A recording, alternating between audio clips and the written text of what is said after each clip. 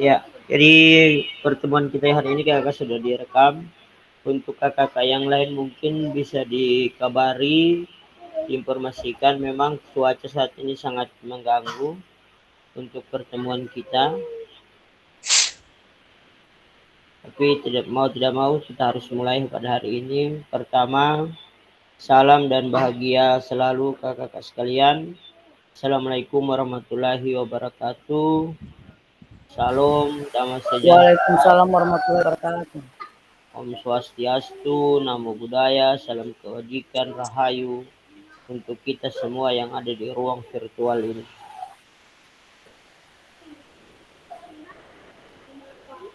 Hanya mengingatkan kembali kesepakatan bersama, menyalakan kamera, mematikan mikrofon, hadir seutuhnya, menghargai waktu bersama, memaksimalkan fitur chat, klik raise hand sebelum bertanya, gangguan teknis adalah hal yang wajar. Jadi saat ini memang ada beberapa teman yang tadi sudah sampaikan sementara loading untuk bergabung karena memang cuaca saat ini sedang hujan, tapi diusahakan untuk tetap masuk meskipun terlempar atau tidak terterima dan masuk lagi. Kalau memang terlempar lagi masuk lagi.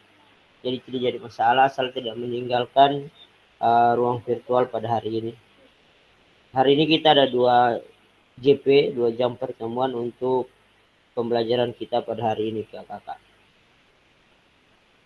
Halo kakak sekalian, tujuan dari sesi kita kali ini adalah peserta dapat memahami 3 karakteristik utama kurikulum merdeka serta keterkaitan dengan prinsip pemikiran Ki Hajar Dewantoro.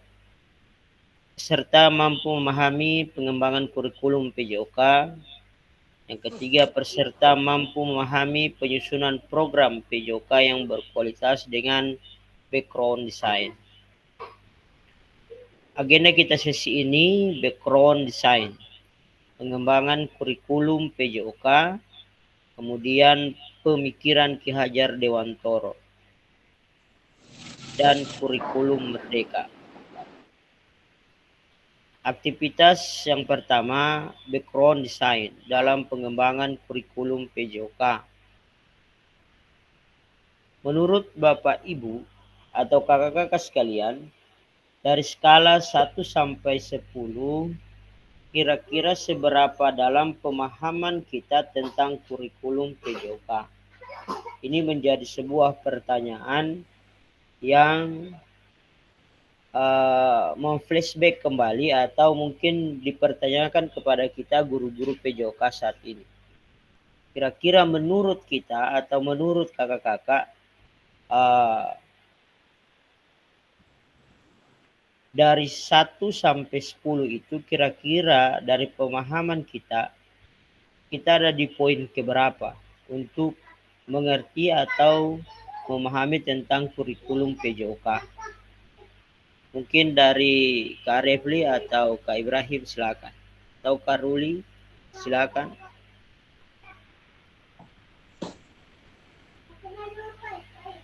Selamat datang Kak Rahmat. Ini luar biasa ini. Speed 9 Kak Rahmat ini.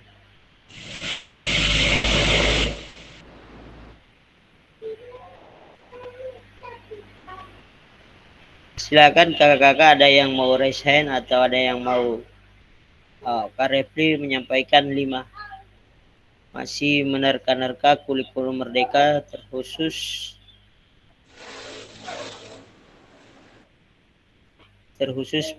Permendikbud nomor 32 tahun 24.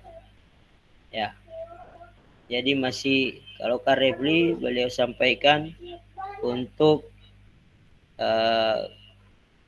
pemahaman tentang penerapan kurikulum merdeka di PJOK masih berada di skala 5. Yang lain mungkin ada yang ingin raise hand atau menuliskan lewat kolom chat, dipersilahkan.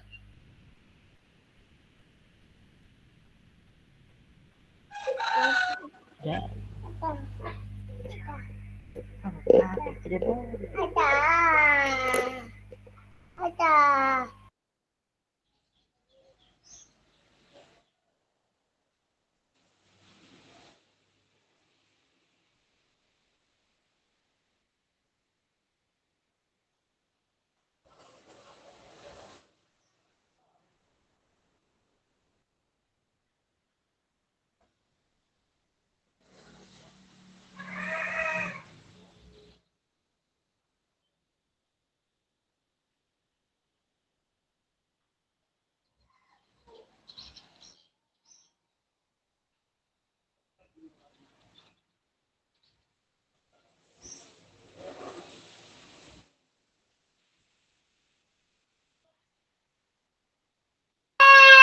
Ya, kakak-kakak yang lain mungkin dari pertanyaan ini ada yang ingin memberikan perhitungan dari skala 1 sampai 10, kira-kira sebagai seberapa dalam pemahaman Bapak Ibu tentang kurikulum PJOK. Jadi ini bukan kurikulum merdeka, tapi kita ke arah yang lebih khusus, yakni kurikulum PJOK.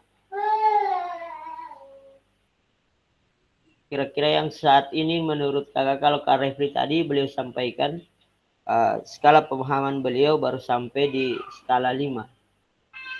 Ada yang lain? Mungkin bisa disampaikan skala berapa dan kenapa sampai berada di posisi itu.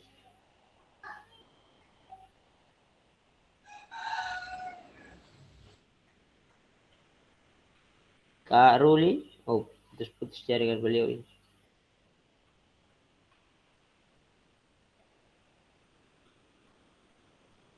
Ya, jadi kalau memang saat ini rata-rata atau pengalaman saya di kemarin kita mengikuti di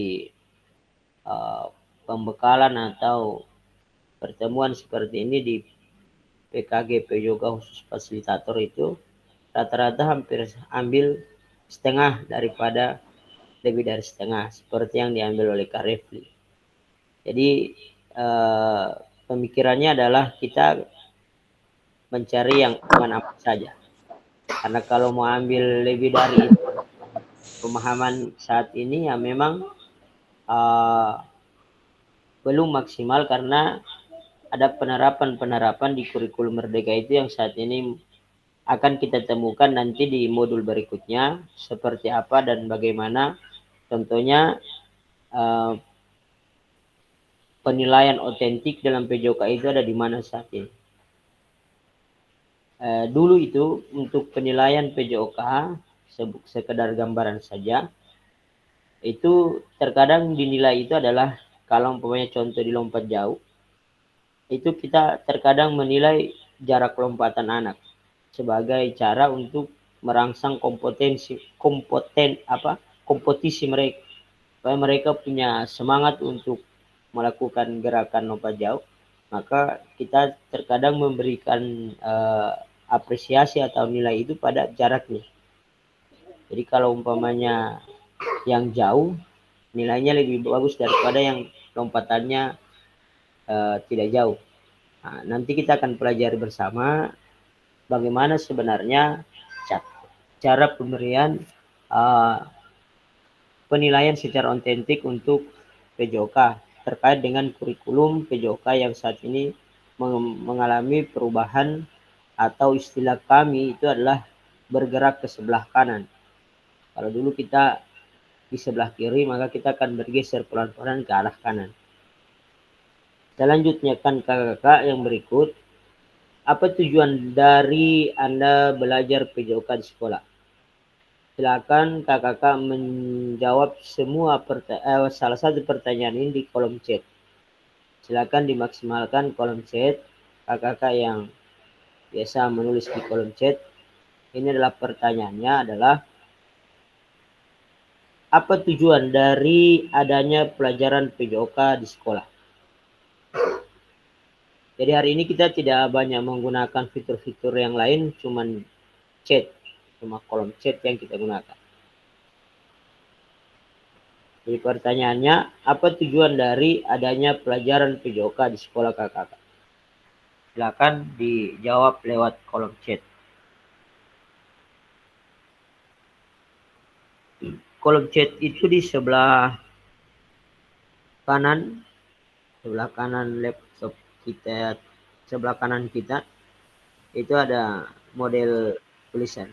Ya, Izin Kak, izin silakan. Ya, Kak Firman. untuk saya mah agaknya kayaknya agak kurang apa namanya aktif karena masih ada ikut tryout PPG. Siap, Pak. Siap. Terima kasih. Ya, dimaksimalkan saya, Kak. Ya. Ya, ya Kak.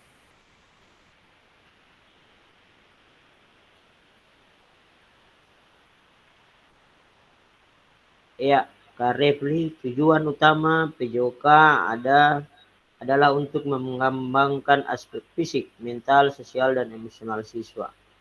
Kak Pusdin untuk mencapai tingkat kebugaran dan kesehatan yang baik.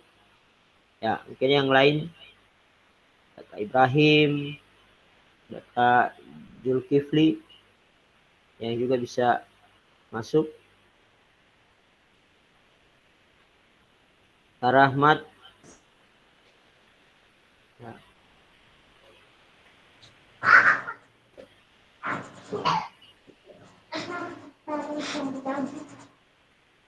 Ya. Atau ada yang langsung menyampaikan secara langsung, dipersilakan. Ada dari saya. Silakan Kak Ibrahim. Assalamualaikum warahmatullahi wabarakatuh. Waalaikumsalam. Dari tujuan untuk pembelajaran PJOK di sekolah, yang jelas dia paling banyak untuk salah satunya ada beberapa di sini. Yang pertama meningkatkan kesehatan fisik dan mental, kemudian untuk membentuk karakter, kita sedang membentuk karakter siswa dan disiplin, kemudian mengembangkan keterampilan motorik, dan yang terakhir itu meningkatkan keterampilan sosial. Barangkali hanya itu. Iya. Hanya itu Pak. Terima kasih. Terima kasih atas jawabannya. Luar biasa ini. Yang lain mungkin bisa menyampaikan atau langsung dikirim saja di kolom chat.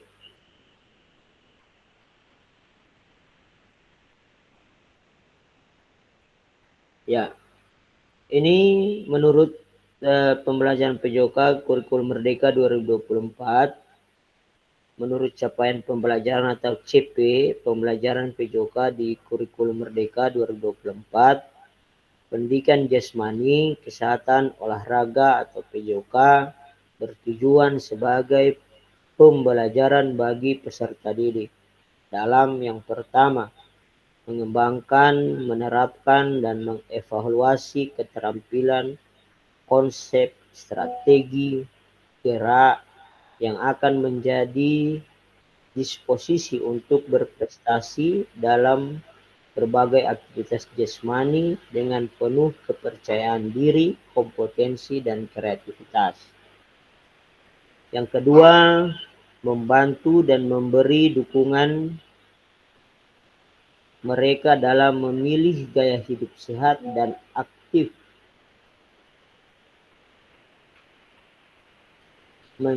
secara jasmani. Yang ketiga, membangun dan menerapkan keterampilan sosial dan emosional melalui konteks pembelajaran yang menekankan nilai-nilai fair play, kerja tim, dan inklusivitas. Dan yang keempat, menanamkan apresiasi dan mengembangkan sikap positif untuk aktif secara jasmani sepanjang hayat bagi upaya peningkatan keseluruhan kualitas hidup. Jadi apa yang disampaikan oleh kakak-kakak tadi itu sudah benar. Namun kalau menurut capaian pembelajaran di kurikulum Merdeka, saat ini tidak ada lagi istilahnya capaiannya itu adalah siswa mampu. Jadi kalau di kurikulum K13 itu rata-rata yang diharapkan adalah siswa mampu. melakukan gerakan teknik dasar. Kalau di capaian pada kurikulum Merdeka itu lebih dititik beratkan adalah bagaimana peserta didik itu mau bergerak dulu. Yang pertama. Kemudian setelah mereka mau bergerak, mereka akan menerapkan gaya hidup sehat itu untuk aktivitas mereka sehari-hari. Jadi ada rasa di dalam diri mereka itu bahwa sehat itu penting. Dan olahraga itu adalah satu-satunya jalan atau salah satu jalan untuk bisa menerapkan hidup sehat. Mendapatkan kesehatan pada fisik dan jasmani mereka. Jadi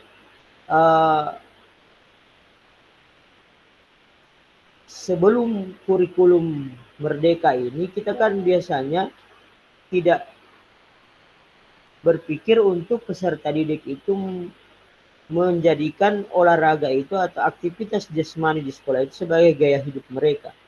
Yang penting mereka di sekolah sudah ikut praktek, sudah selesai.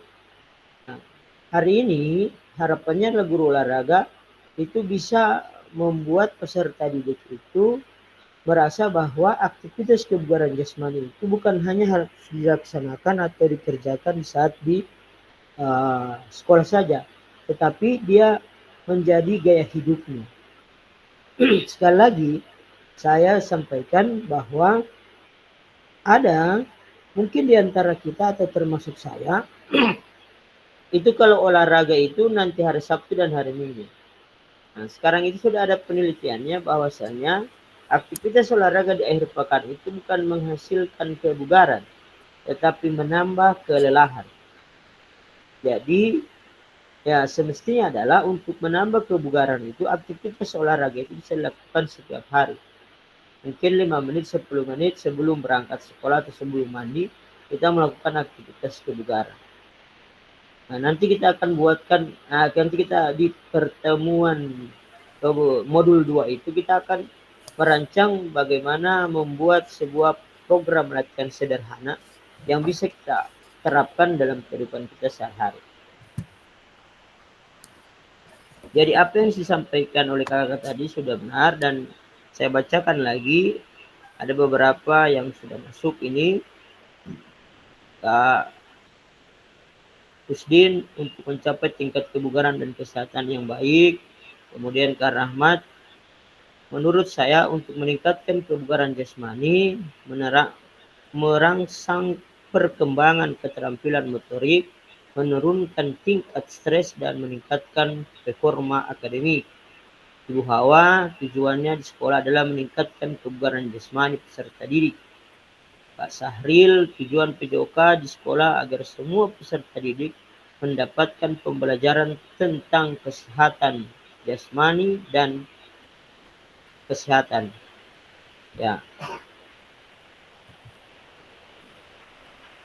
Jadi sekali lagi harapannya adalah di kurikulum Merdeka itu seperti yang ada di 4 komponen ini, 4 bagian ini, dan jika kita rangkum bersama adalah kalau kita rangkum sekalian, maka aktivitas jasmani itu diharapkan tidak hanya dilakukan di sekolah, tetapi juga harus dilakukan menjadi gaya hidup bagi anak didik kita, agar supaya mereka bisa menjadi orang-orang yang sehat dan bugar.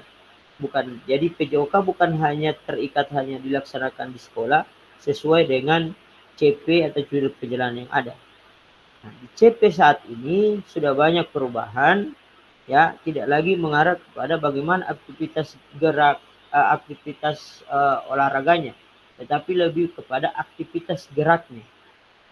Jadi biasanya yang menyebabkan ketika materi itu berada di aktivitas olahraganya, maka tidak semua akan mau berolahraga. Contoh ketika dengar ada sepak bola yang perempuan, nah mungkin ada perempuan yang suka, tapi ada juga yang tidak suka. Dan mungkin ketika dia masuk materi senam, nah mungkin perempuan lebih dominan, nah, laki-laki poli tidak terlalu suka. Nah, oleh sebab itu aktivitasnya tidak lagi pada aktivitas olahraga yang tapi sudah pada aktivitas geraknya. Sehingga ketika masuk pada penilaian, nanti kita akan bahas sistem penilaian ya, maka dia tidak akan lagi kepada perilakunya atau hasil daripada yang dia lakukan. Contoh macam lompat jauh bukan lagi mengukur jarak lompatannya, yang jarak lompatannya bagus dia punya nilai yang bagus, tidak, tetapi dia lebih mengarah kepada apa yang sebenarnya gerak yang harus dia lakukan. Saya lanjutkan lagi kakak. Mari berdiskusi sesuai pertanyaan pada slide berikut. Silakan tulis dalam kolom chat atau raise hand untuk menyampaikan pendapat kakak-kakak. Terlepas dari kurikulum apapun, apakah selama ini kakak-kakak sudah memahami dengan baik tujuan mata pelajaran dan menjadikannya sebagai acuan? Silakan kakak-kakak bisa masuk lewat kolom chat lagi. Silakan bisa masuk ke kolom chat lagi. Pertanyaannya adalah, terlepas dari kurikulum apapun, mau K13 kemarin kah atau kurikulum Merdeka saat ini, apakah selama ini kakak-kakak sudah memahami dengan baik tujuan mata pelajaran dan menjadikannya sebagai acuan? Silakan bisa masuk lewat kolom chat kakak-kakak.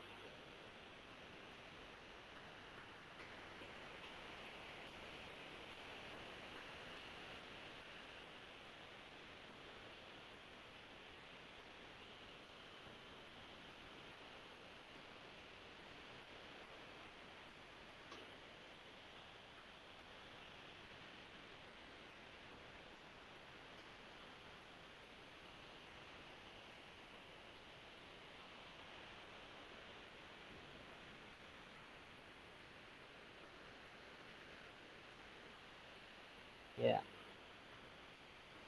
Sahril terlempar lagi atau baru masuk lagi.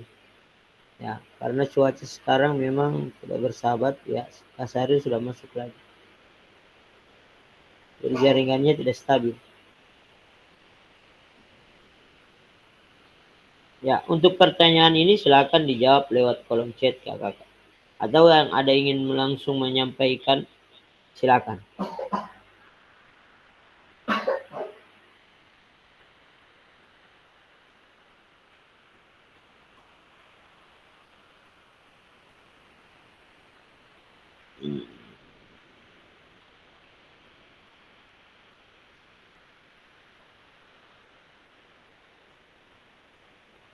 Ya, izin Pak Ucin, Silakan Karek. menanggapi apa yang diperkenalkan pada slide ini, terlepas dari kurikulum apapun, apakah selama ini kita sudah memahami dengan baik tujuan mata pelajaran, mungkin khususnya di PCOK ya, Ya, menjadikannya Pak. sebagai acuan, bahwa pemahaman saya terkhusus mengenai PJOK ini tujuannya itu tidak terlepas dari doktrin-doktrin para pendahulu kita, para senior-senior zaman dulu, bahwa kita sebagai guru PJOK ini tujuannya adalah menjadikan anak-anak ini atau para peserta didik ini supaya mereka terbiasa bergerak. Kemudian kenapa terbiasa bergerak? Karena selama ini di sekolah kan mereka dalam sepekan itu 6 hari untuk masuk di sekolah atau 5 hari, dan itu banyak beraktivitas di dalam kelas, sehingga tujuan dari PJOK adalah membuat mereka bisa bergerak. Kemudian yang kedua adalah menciptakan peserta didik yang sehat, tentunya juga bugar. Ini yang pernah saya alami ketika ada doktrin-doktrin dari senior-senior zaman dulu, bahwa kita sebagai guru PJOK tujuannya itu menjadikan anak-anak sehat dan bugar. Ya, demikian dari saya. Iya, luar biasa. Jadi memang Ada dari saya. Ya, silakan Kak Ibrahim. Assalamualaikum warahmatullahi wabarakatuh. Sedikit Waalaikumsalam. saya untuk memberikan penjelasan dari pemahaman saya sendiri di sini. Terlepas dari kurikulum apapun, saya sebagai guru di sekolah yang berkebutuhan khusus sangat memahami tujuan mata pelajaran secara mendalam dan sangat penting agar materi dapat disesuaikan dengan kebutuhan individu siswa, anak-anak berkebutuhan khusus dan memiliki cara belajar yang unik, terus sehingga fleksibilitas dalam pembelajaran untuk membantu guru menyampaikan materi lebih efektif. Selain itu, ada juga pendekatan yang personal, memastikan siswa tidak hanya untuk mencapai tujuan akademis, tapi mereka juga berkembang secara sosial, emosional, dan kemandirian. Barangkali hanya itu. Terima kasih. Iya, terima kasih Kak Ibrahim. Ya, selamat bergabung Kak Lucky, tidak apa-apa. Ini kurikulum apa ini?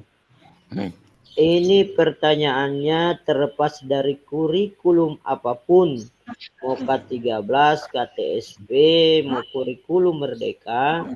Nah, menurut Kak Lucky, sampai di mana Kak Lucky memahami dengan baik tujuan mata pelajaran PJOK menjadi acuan menjadikannya sebagai acuan.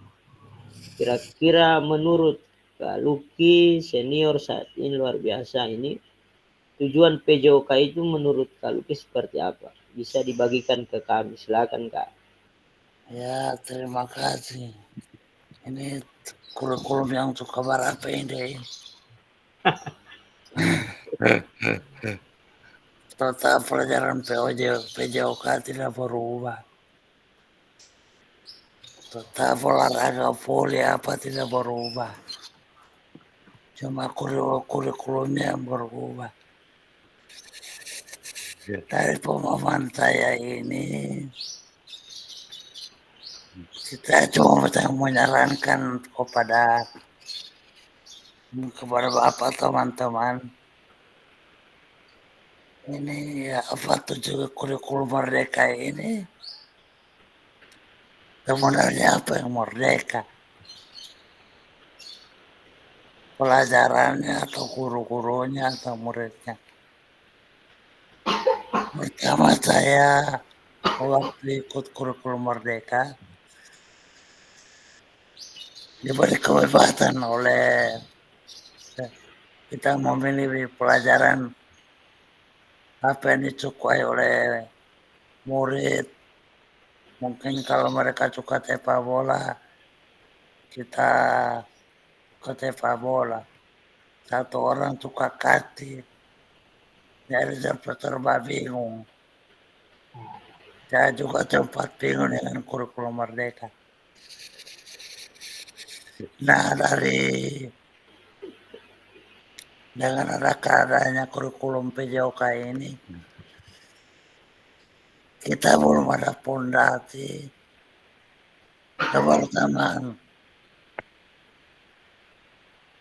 kebersamaan kurikulum merdeka itu kayak kita di Gorontalo umumnya, apa kita pondasi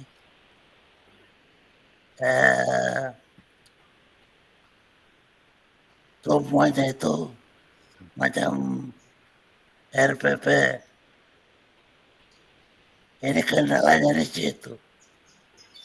Ada yang permainan meter 1, biasakan kita permainan, ada yang bola kecil, ada yang bola besar, ada yang atletik, ada yang sepak bola.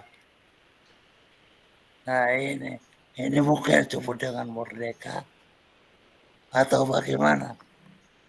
Saya minta satu persepsi dengan adanya kegiatan seperti ini, satu komitmen untuk kita guru-guru SD yang berada di Gorontalo, umumnya mungkin di Garut atau kabupaten,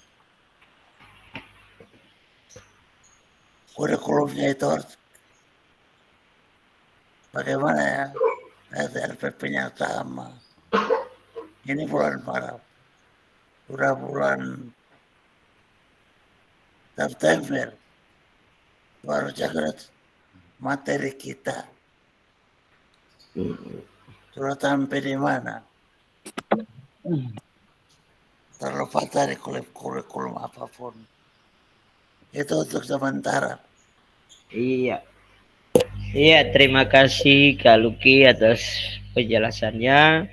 Dan menurut Kak Refli, Kak Luki ini adalah guru lintas kurikulum karena hampir semua kurikulum beliau sudah pernah lewat. Ya, intinya untuk kurikulum merdeka itu kakak-kakak yang dimerdekakan itu adalah guru dan siswa. Di mana kemerdekaan murid dan di mana kemerdekaan guru. Satu, untuk kemerdekaan guru itulah guru bebas merancang sendiri pembelajaran dan merancang sendiri modul ajar yang akan diajarkan kepada peserta didik. Kalau di Kabupaten Gorontalo itu, MGMP itu kan biasanya kita merancang modul, merancang RPP. Nah, sekarang kita tidak lagi ke arah itu. MGMP Kabupaten Gorontalo itu tidak lagi merancang modulnya, tidak lagi merancang RPP, tetapi bagaimana memberikan pelatihan kepada guru untuk membuat sendiri modul ajar yang akan diajarkan. Karena menurut capaian pembelajaran dan PKG PJOK saat ini, untuk modul ajar itu hanya 3 isiannya di dalam. Tapi kalau kita mengambil dari internet atau mungkin ada yang membagikan, itu satu ini itu sampai 35-40 lembar satu modul, yang pada dasarnya itu semua ya cuman aksesorisnya, tambahan-tambahannya, ada lampiran, bahan bacaan dan lain sebagainya. Padahal kalau di modul itu hanya 3 komponen utama yang perlu. Kalau di PJOK itu kalau di PKG itu yang kami temukan, hanya 3 komponen utama yang diminta. Yang pertama, tujuan pembelajarannya apa? Kemudian asesmennya apa? Kemudian yang terakhir adalah alur tujuan pembelajarannya seperti apa. Nah, yang kenapa itu? Mungkin kakak bertanya, bukan terbalik itu Kak. Bukan alur dulu baru asesmen. Nah, kalau di kami komunitas PJOK yang kemarin itu kita disampaikan seperti itu sebenarnya alurnya. Kita buat dulu asesmennya, alat ukur kita apa. Kemudian kita masuk kepada inilah alur tujuan pembelajarannya. Nah, terkadang yang terputar itu adalah alurnya bagus sekali. Kita sudah buat alur yang bagus, tapi ketika asesmen, asesmen tidak otentik. Asesmen tidak menunjukkan daripada alur yang ada. Oleh sebab itu, mungkin kakak-kakak yang sudah ada waktu, karena kita ini di modul 6 kalau tidak salah, atau nanti di modul 1.6 minggu depan, ya minggu depan ini kita akan presentasi RPP. Kita akan presentasi perangkat masing-masing yang durasi waktunya cuma 30 menit. Jadi 30 menit itu mungkin 5 menit pembukaan, kemudian di 5 menit itu pembukaan, tujuan pembelajarannya disampaikan, kemudian silakan dibagi seperti apa. 5 menit berikut adalah penyampaian asesmen atau alur tujuan pembelajarannya, kemudian 5 menit terakhir adalah asesmen. Pokoknya dia habisnya adalah 30 menit di saat pembelajaran, di luar daripada pelaksanaan pemanasan dan lain sebagainya. Jadi tidak ada di video itu, tidak muncul pemanasan kakak-kakak.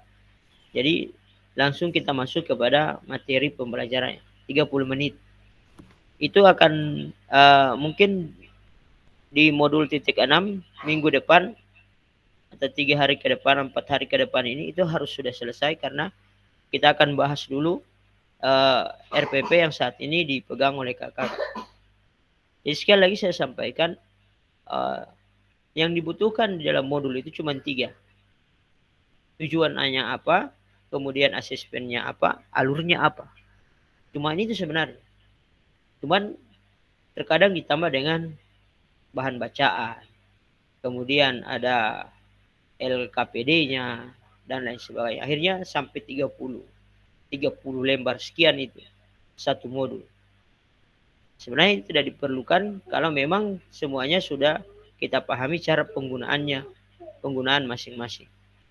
Nah, biasa itu ditemukan seperti itu karena memang tidak ada, kita cuma meminta dari teman atau dari komunitas kita, apakah komunitas MGMP atau KKG, kita minta yang sudah jadi. Nah, sebenarnya kemerdekaan kita adalah kita bisa buat sendiri kakak. Jadi buat sendiri berarti ya sesuai dengan kebutuhan kita. Kita tidak mengajar atau terikat dengan apa yang dibuat di MGMP. Yang berikut, kemudian bagaimana dengan tuntutan dari pimpinan dan pengawas tentang modul ajar. Saat ini pimpinan dan pengawas itu tidak bisa merubah modul ajar yang dibuat oleh guru. Karena guru itu yang tahu apa yang dia harus lakukan. Kecuali diberikan masukan. Tapi kalau dirubah tidak. Kalau diberikan masukan yang oke. Tapi kalau dirubah tidak. Itu kemerdekaan bagi peserta, bagi guru. Yang berikut, kemerdekaan untuk peserta didik. Sekali lagi kakak, bukan berarti ketika kita sudah keluar lapangan itu ada 10 atau 20 orang anak, ada 5 yang olahraga yang diminati, 5-5-nya mau dikasih, tidak. Jadi yang ada yang sepak bola, oke kita layani sepak bola, ada yang kasti kita layani kasti, ada yang takraw, tidak seperti itu. Nah, strateginya adalah namanya dilayani itu adalah bukan berarti hari itu harus terlayani, tidak. Tetapi kita melihat ada asesmen awal, kita melihat olahraga apa yang disukai oleh anak-anak. Ternyata dari permainan, CP permainan itu yang disukai oleh anak-anak itu ada pemain 4 atau 5 atau 3. Sedangkan yang di CP itu harus 5. Nah, yang 2 itu tidak boleh kita tidak ajarkan. Karena apa? Tidak disukai oleh peserta didik. Nah, itu yang namanya kemerdekaan mereka. Mereka berhak memilih olahraga mana yang orang-orang suka. Tapi bukan berarti ketika sudah di lapangan, saya tidak suka ini Pak Guru. Kita tidak, ini tidak. Tetap harus kita lakukan pelayanan. Nanti strateginya seperti apa, kita akan kaji sama-sama di video yang nanti kakak-kakak akan buat. Jadi pesan saya mungkin videonya sudah bisa dijalankan karena mungkin di modul 1.6 itu kita akan presentasi perangkat dan presentasi video pembelajaran selama 30 menit. Selanjutnya kakak-kakak, dalam konteks kurikulum merdeka, apakah tujuan-tujuan ini bisa dicapai? Nah, tentunya di kurikulum merdeka diharapkan tujuan-tujuan ini harus bisa dicapai. Karena apa? Karena semuanya ditentukan oleh guru dan disepakati oleh peserta didik. Jadi antara guru dan peserta didik itu kita sudah melakukan kesepakatan. Sehingga kalau dikatakan tidak bisa dicapai, ya itu mustahil. Kita harus, ketika itu kita sudah sepakati bersama peserta didik kita pastikan itu akan bisa dicapai. Tapi kalau kita mengukur ketercapaian itu dengan kemampuan mereka bisa melakukan, itu tidak mungkin. Nah, seperti yang terjadi di sekolahnya Kak Ibrahim itu, kalau beliau mengukur peserta didik beliau dengan ukuran bahwa dia harus bisa menendang dengan benar, maka tidak akan tercapai. Tetapi kalau dia mengukur dengan dia sudah mau bergerak untuk menendang, maka itu bisa dinyatakan tercapai. Memahami tujuan umum pentingnya sebagai acuan untuk memahami muara akhir pembelajaran. Untuk capaian tujuan umum ini pemerintah sudah menurunkan ke dalam CP, capaian pembelajaran, dan mempersilakan guru-guru satuan pendidikan untuk menurunkannya lagi ke TP. Ya. Jadi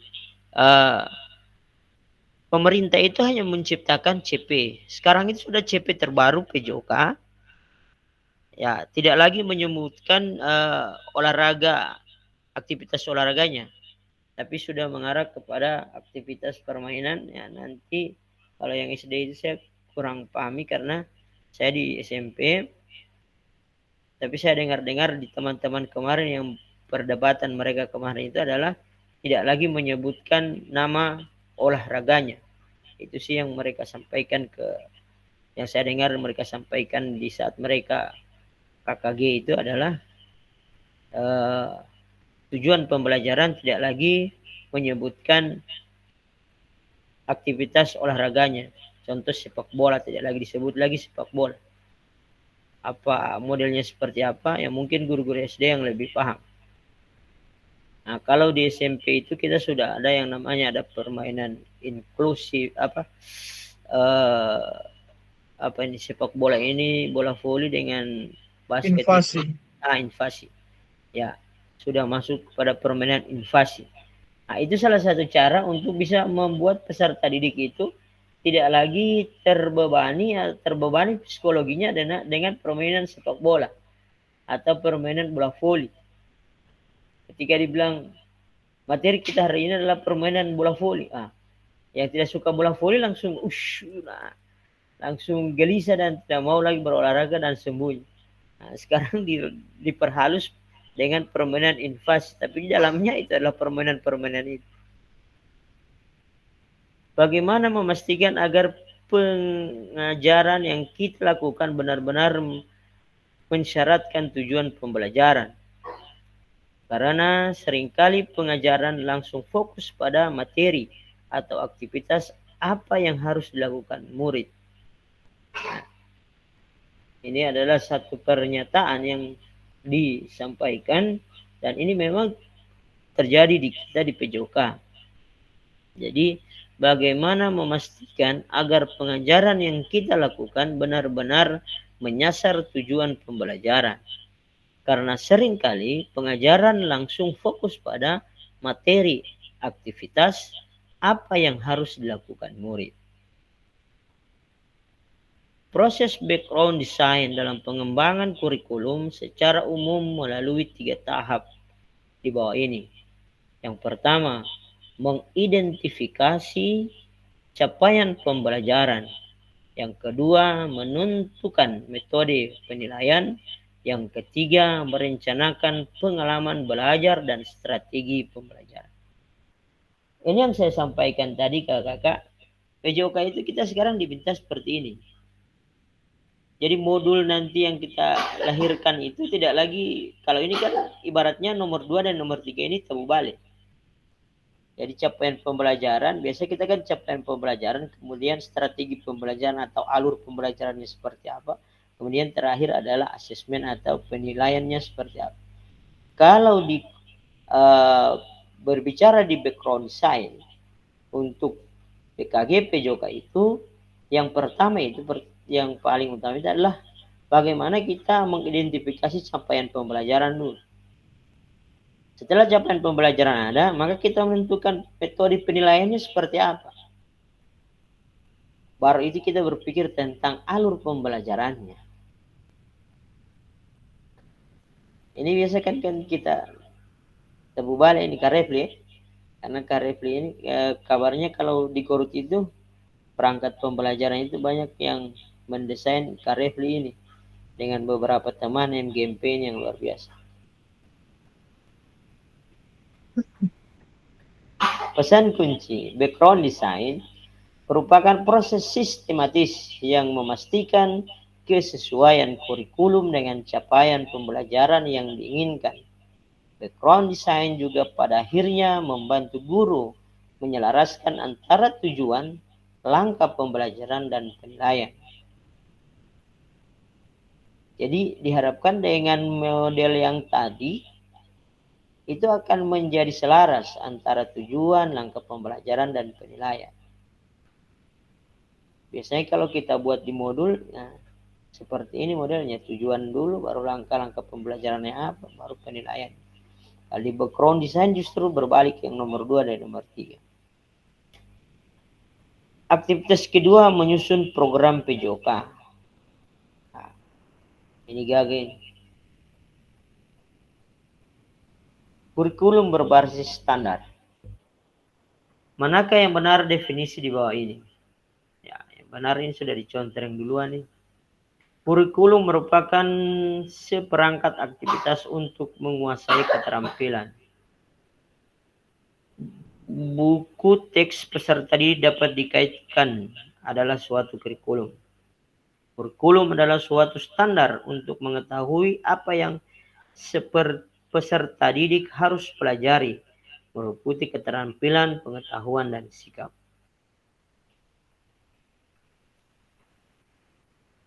Komponen kurikulum pada satuan pendidikan, pelaksanaan kurikulum merdeka.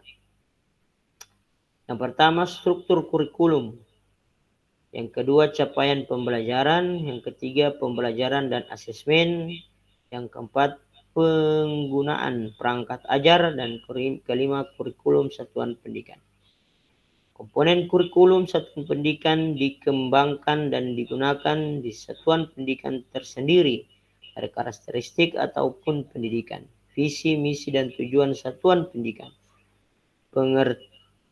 pengorganisasian pembelajaran dan perencanaan pembelajaran. Sumber Menteri Pendidikan, Kebudayaan, Riset, dan Teknologi Republik Indonesia tahun 2022. Mengapa kurikulum operasional berbeda antara satuan pendidikan? Ini berarti kita mengarah kepada kurikulum operasional sekolah. Agar bermakna, kurikulum operasional satuan pendidikan dikembangkan sesuai dengan konteks dan kebutuhan peserta didik dan satuan pendidikannya. Ini bisa menjadi kabar gembira. Bapak dan Ibu dapat menyusun program yang relevan dengan kultur gerak di mana peserta didik tinggal.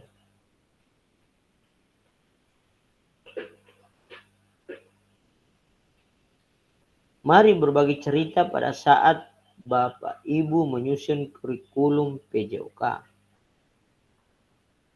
Bagaimana kakak selama ini merancang program PJOK sebagai bagian dari pengembangan kurikulum mata pelajaran? Ini pertanyaan pertama, mungkin bisa juga dijawab lewat kolom chat atau mungkin langsung raise hand kakak. Pertanyaan pertama, bagaimana kakak selama ini merancang program PJOK sebagai bagian dari pengembangan kurikulum mata pelajaran PJOK? Kira-kira di antara kita ini ada tidak yang bagian daripada pengembangan kurikulum operasional sekolah? Atau ada yang di sini jabatannya sebagai wakil kurikulum?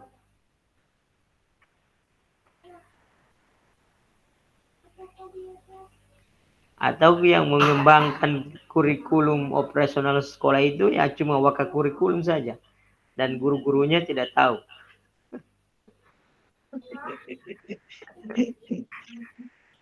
Bagaimana Kak Revi?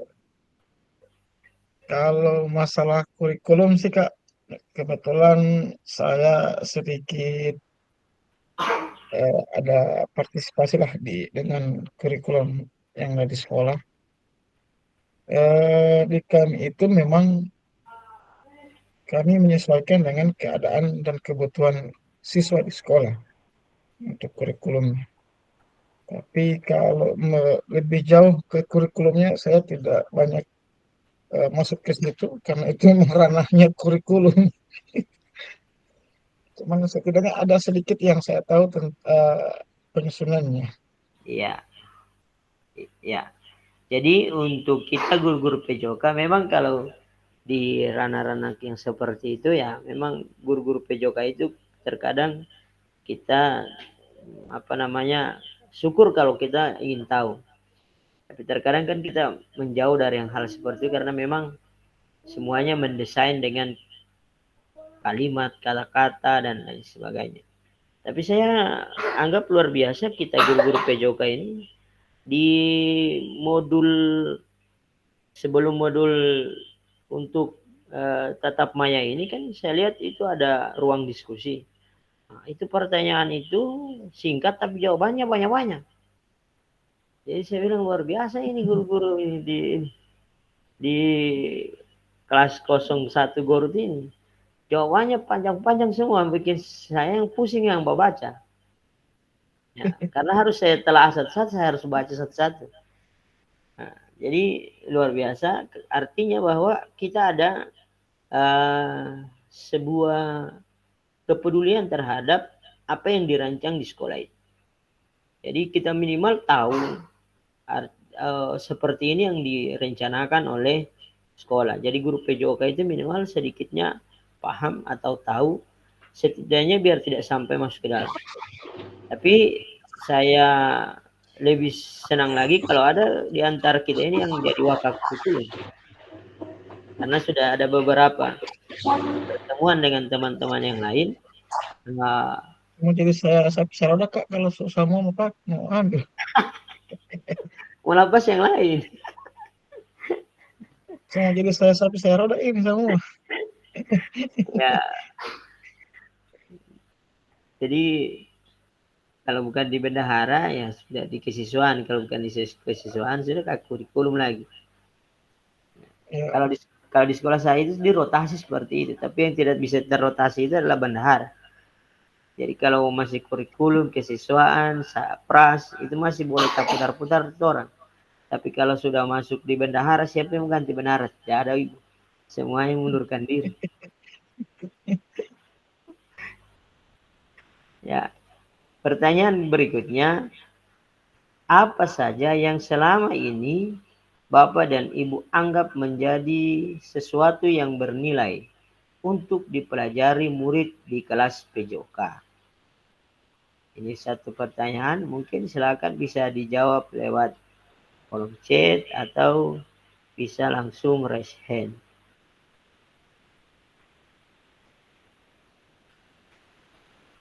Ada Kak Ibrahim atau Kak Luki ini yang biasa jadi senior Kak. Oh, kalau di SMP ada bagian kurikulum, kalau di SD tidak ada. Oh.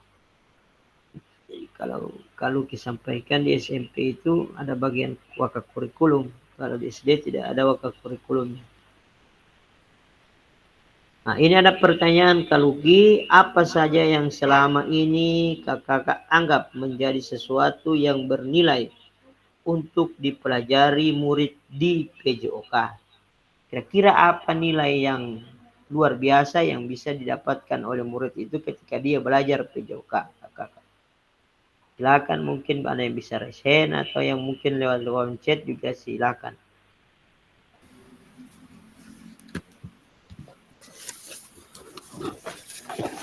Oke, terima kasih. Ya, silakan Kak Luki. Yang berbicara masalah PJOK, mungkin nilai yang ada dalam olahraga itu pertama sportivitas. Ini nilai-nilai yang ada di PJOK pada saat kita membelajarkan PJOK kepada siswa SD. Yang pertama, saling menghargai.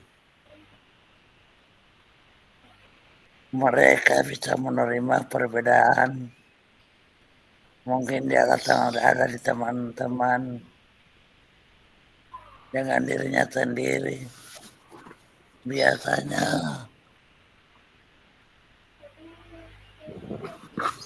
yang paling utama itu sportivitas. Itu yang akan nambah dalam pembelajaran. Kemudian sifat-sifat anak-anak itu polemanya di SD itu. Mereka kebanyakan iri hati.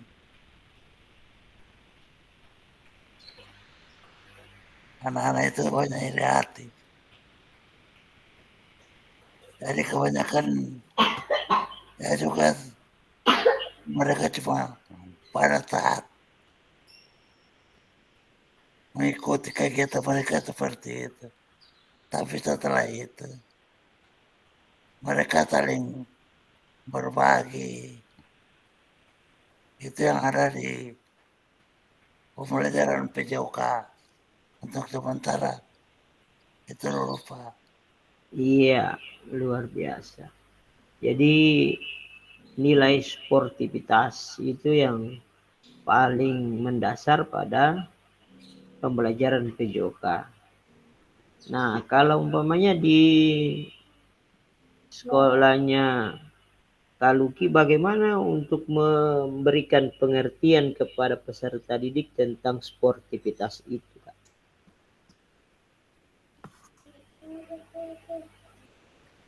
Di sekolah sana.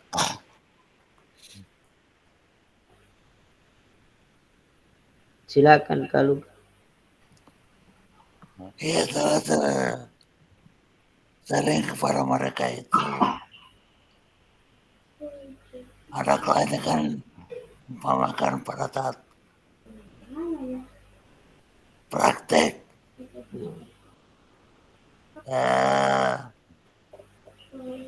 memberikan kita mereka berlomba yang di depan saling berlomba putra putri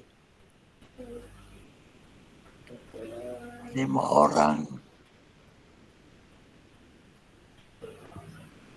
akan dibagi kelompok, misalnya dibagi kelompok 5 orang yang di depan, kemudian mereka lari dari A ke B berjarak 5 meter, kembali mereka berlari membawa bola, mengambil bola. Di bola diberikan ke nomor 2. Anak-anak mereka sudah melewati garis, sudah menjemput di depan. Ini yang menjaga kepada anak yang tidak sportif. Jadi saya berikan pada anak-anak sudah bilang, Pak, itu tidak sportif. Ini tidak sportif. Seperti itu, Pak. Iya. Luar biasa ini pengalaman yang luar biasa yang pernah dijalani oleh Kak Luki ini sebagai senior kami di PJOK. Jadi pengalaman ini adalah ilmu yang sangat berharga untuk kami. Ya. Pada dasarnya di PJOK itu yang paling utama adalah bagaimana kita bisa memberikan peserta didik pemahaman tentang sportivitas. Kalau bicara sportivitas ya semuanya sudah terrangkum di sana, sudah ada karakternya, sudah ada kejujuran, disiplin dan lain sebagainya. Jadi memang tuntutan terberat di PJOK itu adalah bagaimana menanamkan sikap sportivitas kepada peserta didik. Karena kalau kita melihat di kenyataan yang ada, banyak juga pelaku-pelaku olahraga yang perilakunya tidak sportif. Dan itu yang menjadi tugas kita, bagaimana memberikan fondasi yang kuat kepada peserta didik tentang pemahaman mereka bahwa sikap sportivitas itu lebih utama daripada mendapatkan hasil kemenangan atau kejuaraan. Bagaimana kakak akan mengintegrasikan semua ke dalam proses pengembangan kurikulum mata pelajaran PJOK yang sekarang berlaku. Jadi kalau ini mungkin kita sudah bahas tadi, ya semuanya berada di bagian waka kurikulum yang merancang semuanya. Hanya harapannya adalah kita juga harus bisa memahami atau setidaknya mengetahui mata pelajaran kita ini dituangkan di kurikulum operasional sekolah atau tidak. Jangan sampai PJOK tidak masuk di kurikulum operasional sekolah. Dan kita tidak tahu itu terjadi atau hal itu terjadi kita tidak ketahui. Nah, minimal ya setidaknya ketika sudah jadi kurikulum operasional sekolah itu ya kita mungkin bagian membacanya atau mungkin biar dibuka-buka asal supaya kita paham sedikit saja atau mungkin kita bisa bertanya apakah PJOK itu masuk atau tidak. Yang berikut ini ada 6 faktor yang mempengaruhi pengembangan program PJOK. Jadi yang pertama kebutuhan dan karakteristik peserta didik. Yang kedua konteks masyarakat. Yang ketiga waktu. Yang keempat alokasi jam pelajaran. Dan yang kelima cakupan dan tahapan. Yang keenam teknologi. Jadi 6 faktor ini kakak biasanya ini mempengaruhi untuk pengembangan mata pelajaran PJOK. Pertama kebutuhan dan karakteristik peserta didik. Beda antara karakteristik anak yang berada di kehidupannya berada di pegunungan dengan yang ada di pesisir pantai. Begitu juga dengan yang perkotaan dengan yang pedesaan. Nah, hal ini bisa menghambat ataupun membuat pengaruh terhadap pembelajaran PJOK yang selama ini kita jalankan. Contoh kalau umpamanya kita mengajarkan tentang renang, ya otomatis anak-anak kita yang berada tinggalnya di pegunungan itu mereka tidak bisa berenang dan mereka menyampaikan pasti mereka tidak akan mau mempraktikannya. Tapi juga ada anak-anak yang memang di bagian tinggal di pegunungan itu yang sukanya berenang. Tapi kebanyakan mereka kalau di posisi di alam tinggalnya di pegunungan itu mereka biasanya tidak bisa berenang karena posisinya tidak seperti anak-anak yang di pesisir pantai yang setiap hari ke pantai untuk berenang. Nah, hal ini diharapkan guru PJOK bisa mentaktisi ataupun bisa membuat ini sesuatu yang perlu diperhatikan di saat pembelajaran PJOK. Jadi tidak semua anak itu kita paksakan untuk bisa melakukan sedangkan kondisinya dia tidak terbiasa dengan keadaan yang ada. Begitu juga anak-anak yang di bagian perkotaan ketika kita minta untuk lari atau jalan pagi atau apa melintasi alam, pasti mereka juga akan menolak.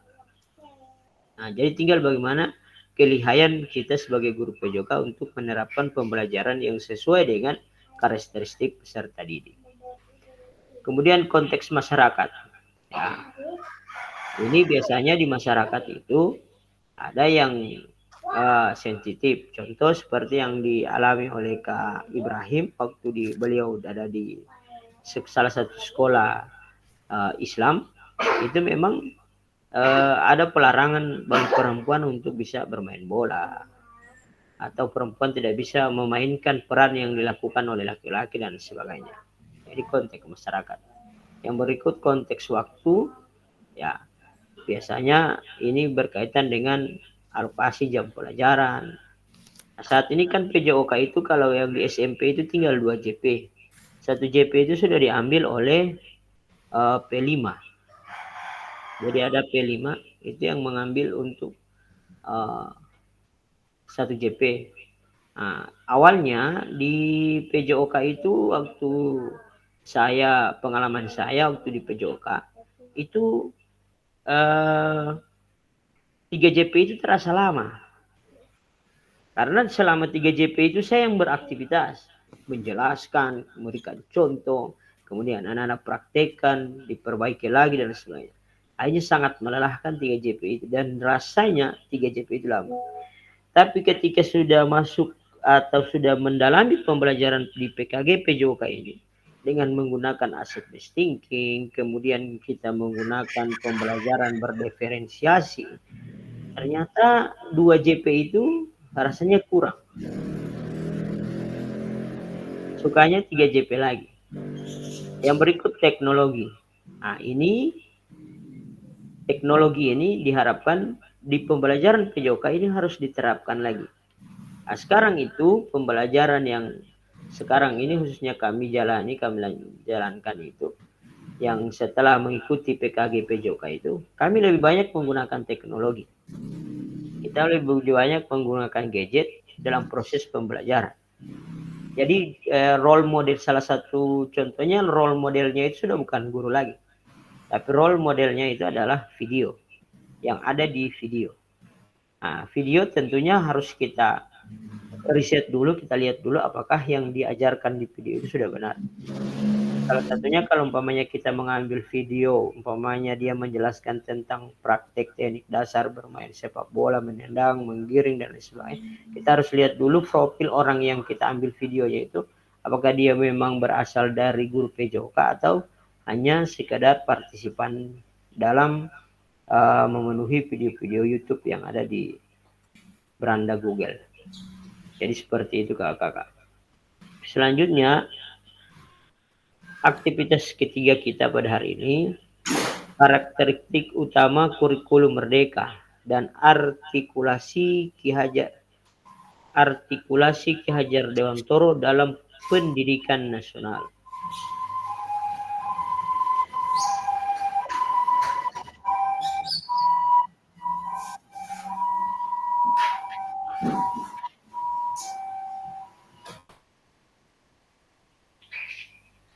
Ya, ini tentang kurikulum merdeka yang berkali kita bahas dalam mengembangkan kurikulum. Ini tentang kurikulum merdeka menurut Ki Hajar Dewantoro. Menurut kakak, kata kunci apa yang berulang kali kita telah bahas dalam mengembangkan kurikulum PJOK?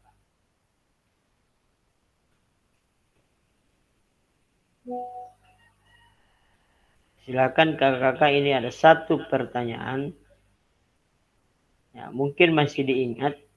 Kita mulai tadi, dari awal kita belajar pembukaan tadi. Apa kata kunci yang berulang kali kita telah bahas dalam mengembangkan kurikulum PJOK?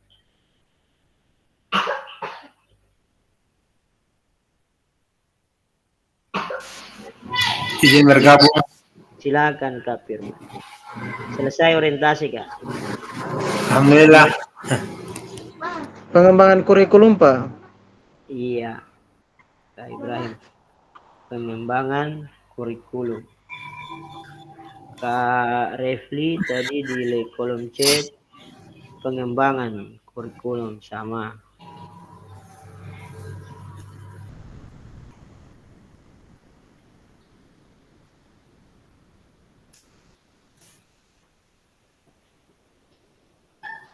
Iya.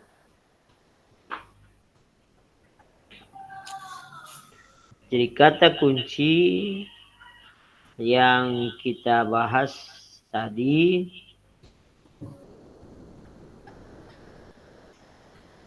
yakni tentang pengembangan kurikulum. Kemudian kita lanjutkan apa yang telah kita bahas merupakan karakteristik kurikulum merdeka. Jadi yang kita bahas tadi tentang pengembangan kurikulum yang berhubungan langsung dengan karakteristik kurikulum merdeka. Yang pertama, fokus pada materi esensial. Muatan yang paling diperlukan untuk mengembangkan kompetensi dan karakteristik peserta didik. Yang kedua, pengembangan kompetensi dan karakteristik dan karakter. Pengembangan kompetensi sosial, emosional, dan moral peserta didik. Yang ketiga, fleksibilitas pembelajaran.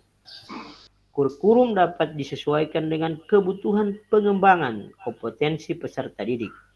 karakteristik satuan pendidikan, dan konteks lingkungan sosial budaya setempat.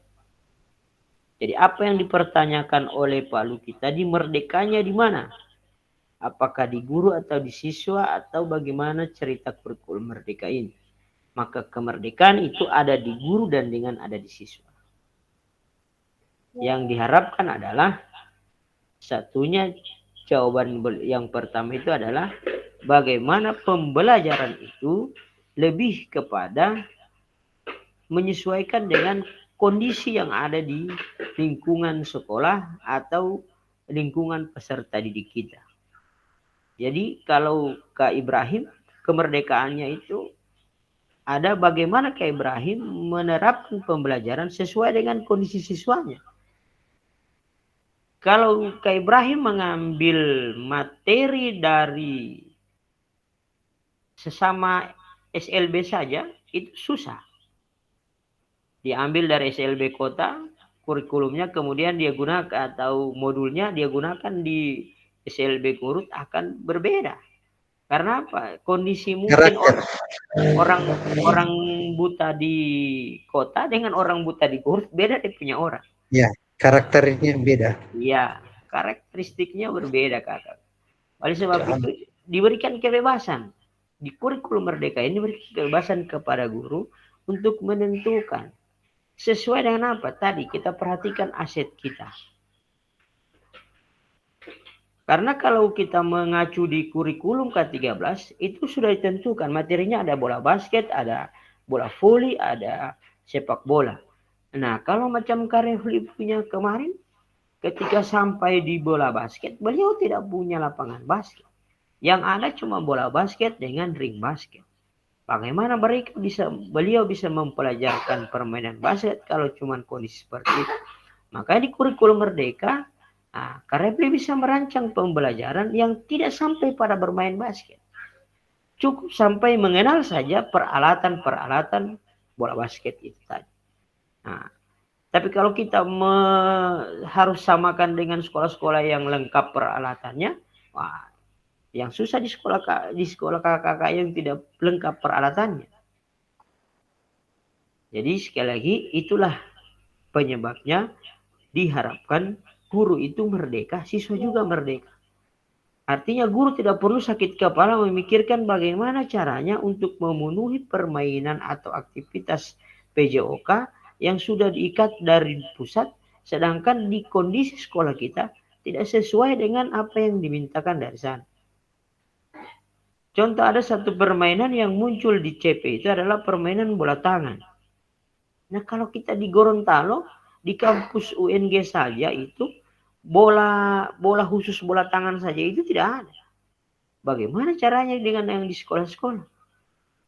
Nah, kalau kita ambil itu secara utuh, kita tidak diberikan kemerdekaan untuk memilih mana yang akan kita terapkan di sekolah kita, maka kita akan sulit, akan mengalami kesulitan di sana. Nah, seperti yang di poin ketiga ini, kurikulum dapat disesuaikan dengan kebutuhan pengembangan kompetensi peserta didik. Sesuai kompetensi peserta didik yang ada di sekolah kita. Kalau anak-anak di sekolah kita itu orang yang suka lari itu orang tidak mau suka, sukanya lompat. Lembing orang tidak suka, tolak peluru orang tidak suka. Maka tidak semua harus kita ajarkan. Cukup yang kompetensi mereka itu yang kita kembangkan terus. Arahnya nanti kemana? Nanti mungkin kalau mereka bisa terus menekuni dan masuk ke dunia profesional, mereka akan menjadi atlet. Nah, kita di PJOK, di sekolah tidak dipaksa untuk harus menyediakan itu. Nah, tantangannya adalah permintaan pimpinan. Dengan program O2SN yang ada, maka mau tidak mau guru PJOK di saat pembelajaran juga memperhatikan dan mengharapkan siswa itu punya ada calon-calon yang bisa diambil untuk berlomba di O2SN untuk tingkat prestasi. Jadi kita ini dilema. Yang berikut kakak, mari kita diskusikan pemikiran Ki Hajar Dewantoro secara lebih jauh dan mengaitkannya dengan karakteristik kurikulum merdeka. Nah, Ki Hajar menggaris bawahi bahwa maksud pendidikan adalah menuntun segala kodrat yang ada pada anak agar mereka dapat mencapai keselamatan dan kebahagiaan yang setinggi-tingginya, baik sebagai manusia maupun sebagai anggota masyarakat. Oleh sebab itu, pendidikan itu hanya dapat menuntun tumbuh atau hidupnya kekuatan kodrat yang ada pada anak agar dapat memperbaiki lakunya, bukan dasarnya, hidup dan tumbuhnya kekuatan kodrat anak. Kira-kira menurut kajian kakak-kakak seperti apa maksud dan tujuan dari Ki Hajar Dewantoro ini?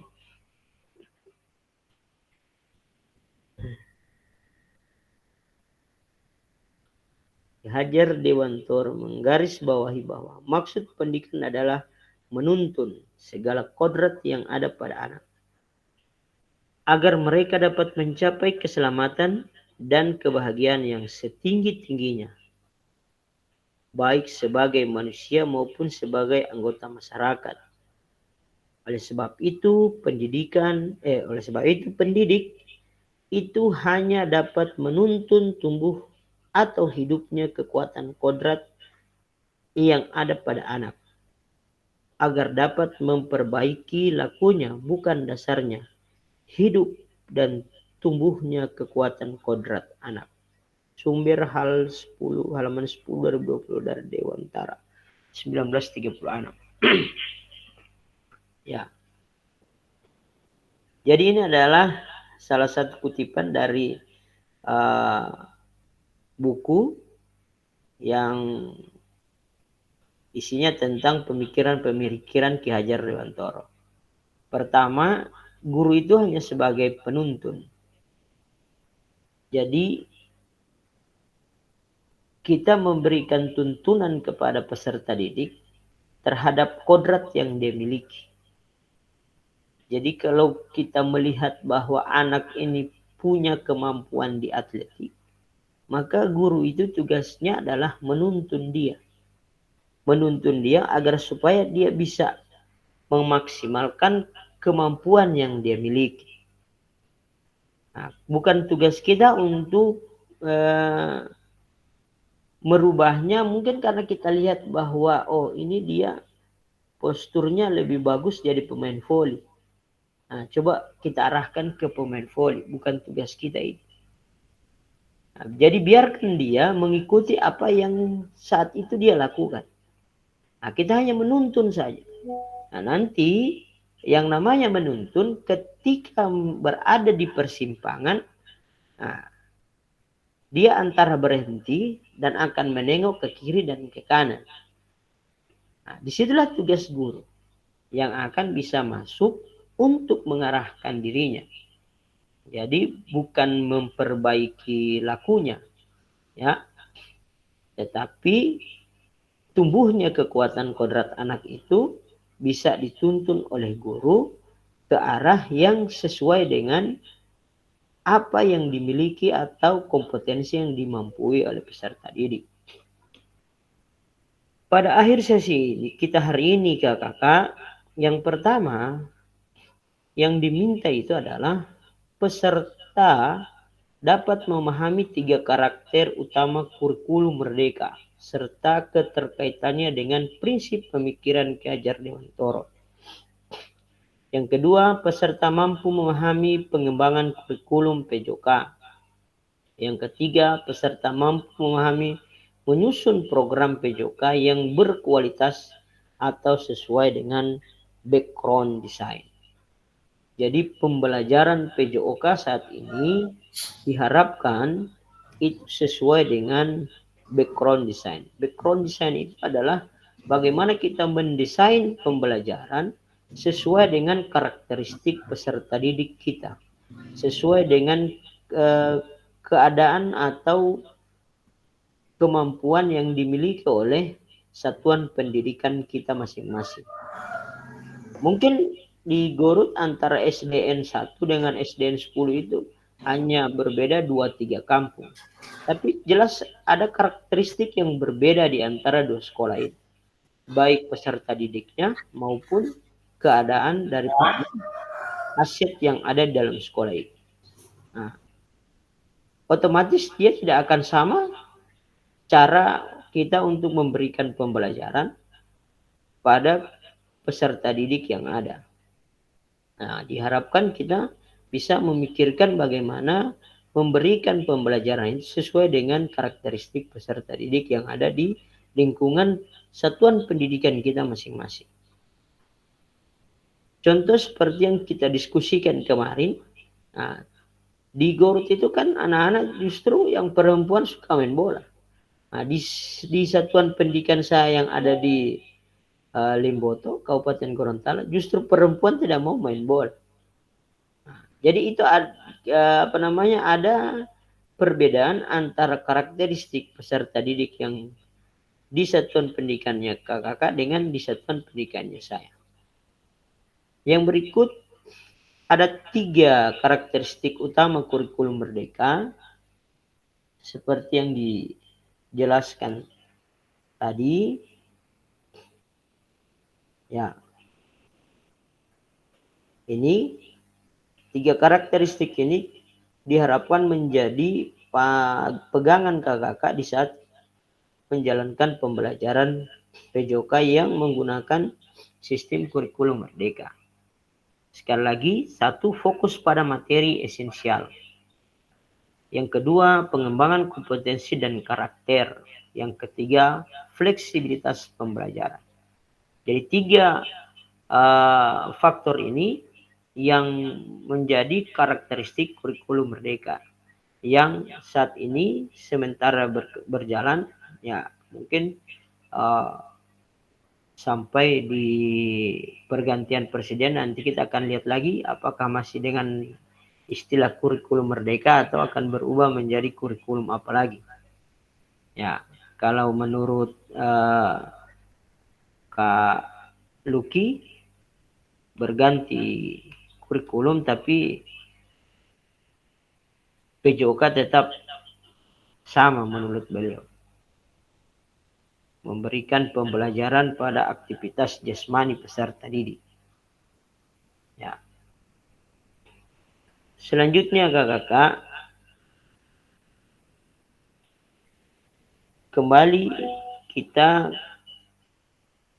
ke materi terakhir, ya. Presentasi terakhir ini sekali lagi yang diharapkan dalam pembelajaran saat ini, yakni pertama peserta dapat memahami 3 karakteristik kurikulum merdeka serta keterkaitannya dengan prinsip Ki Hajar Dewantoro.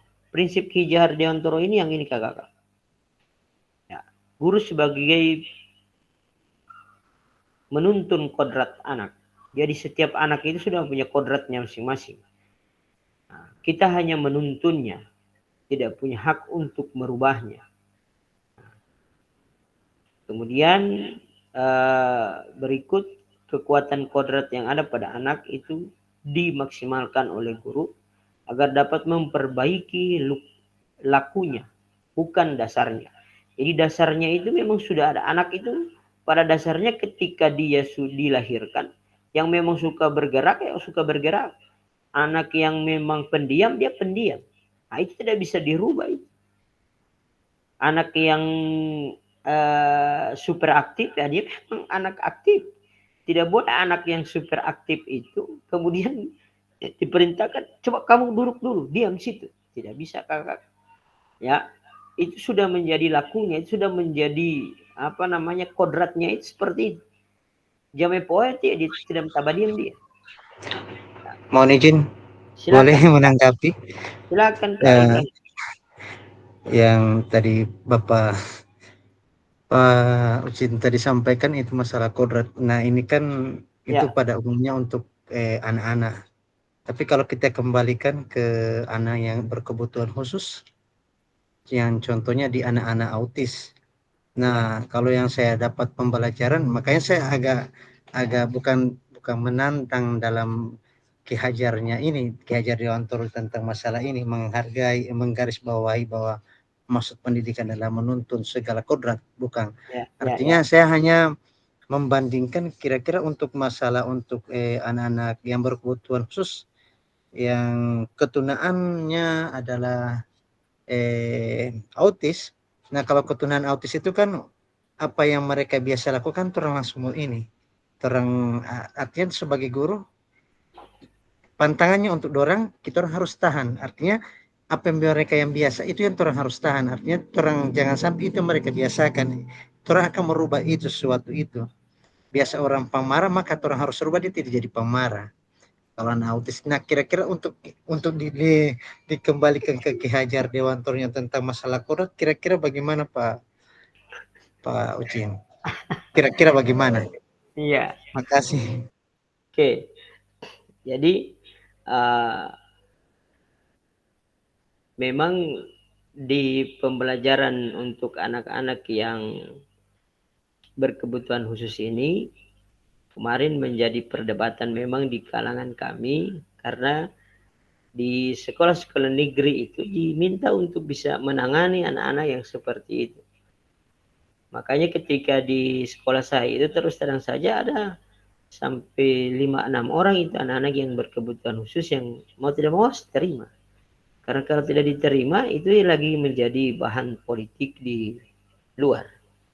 Nah, kita ketemu dengan seperti yang problemnya Kak Ibrahim. Nah, jadi kalau kita bicara kodrat anak, maka kodrat itu diharapkan pada hal-hal yang positif. Nah, tidak ada orang yang dia bilang dia punya kodrat ini kodrat pemarah. Tidak ada seperti itu. Jadi mungkin itu yang harus dirubah itu karena di situ. Karena pada dasarnya anak-anak itu mereka bukan orang-orang suka marah, mereka itu orang-orang ceria, gembira, senang. Tapi karena mereka berkebutuhan di situ, nah tugas kita itu mengembalikan pada kodrat yang sebenarnya. Jadi kita kembalikan dia kepada aktivitas dia yang sebenarnya, bahwa kamu tidak bukan jangan marah-marah, ayo bersenang-senang, bergembira dan lain sebagainya. Ya, karena memang kodratnya sebenarnya di situ. Jadi bukan berarti kita justru mendorong itu. Nah, kalau yang di di perdebatan kami kemarin tentang laki-laki yang menyerupai perempuan. Nah, itu menjadi problem kami. Bagaimana yang seperti itu? Apakah itu kodrat atau itu bukan kodrat, itu penyimpangan namanya. Jadi ada yang sampaikan wah itu adalah kodrat anak dan kita harus dorong itu. Bukan dorong itu, kita harus dorong itu. Kalau bilang penyakit itu. Jadi memang seperti itu. Jadi artinya namanya kodrat itu berarti dia berkesesuaian dengan norma hidup yang sebenarnya. Jadi pada dasarnya setiap kodrat pada anak itu berkesesuaian dengan norma hidup yang sebenarnya. Jadi kalau ada anak-anak yang seperti yang dia alami ke Ibrahim itu yang marah-marah dan lain sebagainya, maka itu sebenarnya kan proses penyimpangan itu sebenarnya. Dia mengarah kepada hal-hal yang menyimpang. Nah, kita kembalikan kepada kodrat dia yang sebenarnya. Anak itu ceria, gembira, suka bermain, tertawa. Nah, jadi kita kembalikan ke situ. Tapi kalau ada anak yang sedikit-sedikit mau ada yang lucu dengan tidak lucu, dia tertawa sendiri. Nah, itu poli yang terang harus perbaiki poli. Berarti sudah melewati dari batas yang ada. Nah, jadi kita tarik lagi dia kepada boleh ini tapi jangan berlebihan atau jangan kelewatan. Makanya di situ guru diminta untuk menuntun. Nah, jadi kita tidak meminta merubah dia dari tukang marah kemudian berubah menjadi periang, tidak.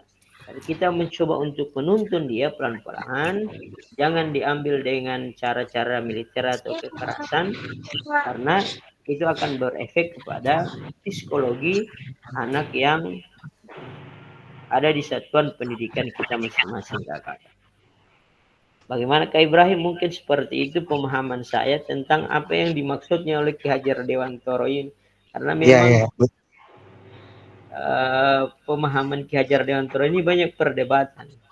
Salah satunya itu tentang kemerdekaan. Merdeka ini yang mana? Bagaimana ini merdeka ini? Nah, Setelah kami mengikuti PKG ini baru kami paham, oh berarti kemerdekaan itu di situ.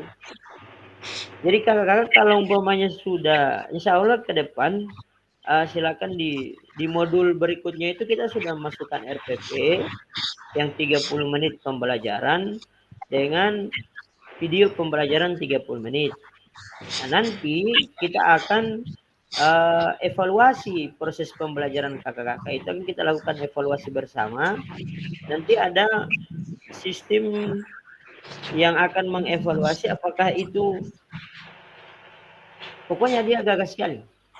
Nah, nanti setelah ini nanti akan saya bagikan evaluasi daripada pembelajaran yang saya lakukan selama 30 menit.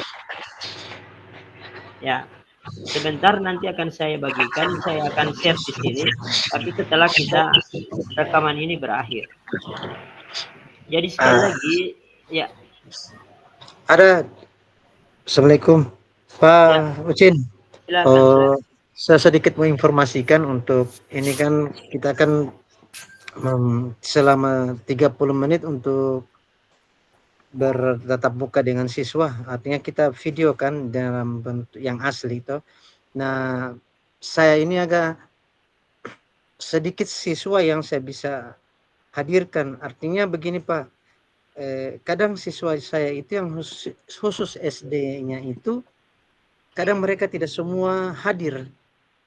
Nah, minggu kemarin saja hari Kamis saya punya olahraga hanya 5 orang yang hadir untuk ikut olahraga. Nah, di 5 orang itu ada beberapa ketunaan. Nah, yang saya khawatirkan ini minggu depan ini saya tetap akan ambil video lagi toh, saya akan ambil video, jangan sampai yang saya khawatirkan akan sedikit lagi yang siswa yang hadir, atau apa bisa saya gabungkan dengan SMP atau SMA, bagaimana Pak? Bisa. Kalau menurut Pak, bisa? Bisa. Ya jumlahnya silakan dimaksimalkan sesuai dengan kondisi yang ada di sekolah. Bisa. Boleh. Jadi, berarti bisa gimana Pak? Bisa gabung SD, SMP, SMA, silakan bisa digabung. Ya, nanti kita ada sistem analisisnya untuk Kak Ibrahim yang ada di sekolah luar biasa itu tersendiri dengan teman-teman yang ada di sekolah negeri yang biasa, yang normal. Oh iya, siap. Ya. Oke, makasih Pak. Ya. Ya, sebelum selesai, kira-kira mungkin ada lagi yang ingin bertanya tentang penerapan kurikulum ini atau yang akan dipersiapkan? Ya, sedikit. Silakan Kak Firman. Ada sempat mendengar tadi ada penyampaian dari Pak Fasilitator Kak Ucin tadi mengenai untuk pengambilan video itu sudah langsung pada pendahuluan, tidak ada lagi pengambilan pemanasan, begitu Kak? Iya. Langsung masuk materi. Langsung pendahuluan baru langsung masuk materi. Pendahuluan langsung materi. Ya, karena sempat terdengar tadi itu waktu sementara ada ini, jadi mau perjelas supaya lebih realnya. Iya, begitu Kak. Ya, supaya waktu yang 30 menit itu dimaksimalkan betul untuk pembelajaran. Memang ini Kak syarat utama untuk tatap muka? Dia ini ada di modul sebelum kita tatap muka. Oh iya, siap. Ya. Baru nanti kita tatap muka itu kita akan lakukan kajian terhadap video pembelajaran masing-masing yang kakak-kakak punya. Ya. Oke, terakhir saya kuatkan kembali kakak-kakak, untuk pertemuan kita ini ada 3 hal yang penting yang utama yang diharapkan. Yang pertama, peserta dapat memahami 3 karakteristik utama kurikulum Merdeka serta keterkaitannya dengan prinsip pemikiran Ki Hajar Dewantoro. Yang kedua, peserta mampu memahami pengembangan kurikulum PJOK. Yang ketiga, peserta mampu memahami penyusunan program PJOK yang berkualitas dengan background design. Ya, terima kasih kakak-kakak, itu materi terakhir untuk pertemuan kita. Pada sore hari ini menjelang ya sudah mulai sore ini, menjelang sore ini. Jadi untuk modul 1.5 itu kita sudah selesai. Tinggal saya mengingatkan kembali, mungkin ada yang di materinya di modul 1.5 diskusi itu belum semuanya masuk. Sekali lagi silakan masuk di mode diskusi yang ada di LMS, tapi tidak perlu harus panjang-panjang. Jadi tugas-tugasnya itu tidak perlu harus Nah, yang dikerjakan mana? Nah, ini. selembar-lembar. Saya lihat Mau itu balik panjang-panjang background? sekali sampai ter 2-3 lembar. Tidak merubah ini. Ya, saya matikan dulu untuk recordingnya supaya kita bisa bincang-bincang untuk selanjutnya materi. Terima kasih kakak. Bisa diaktifkan semua kameranya.